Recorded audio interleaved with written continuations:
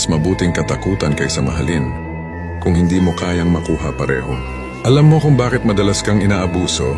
Kasi mas pinili mong maging mabait kaysa maging respetado.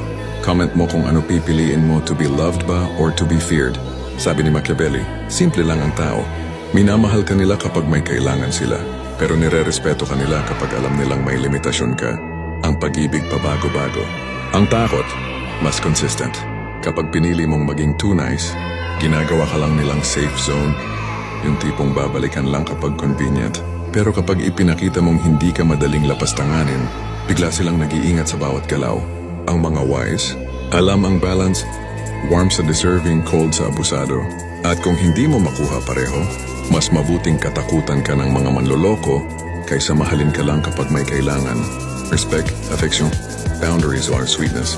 Presence at apologies, tandaan, hindi ka isinilang para maging comfortable zone ng kahit sino. Kung hindi nila kayang i-handle ang kabaitan mo, ipakita mo ang limitasyon mo. Doon nagkakaroon ng tunay na respeto. Kung gusto mo pa ng savage psychological scripts, mag-follow ka na. Bago pa sila matuto gamitin ka ulit.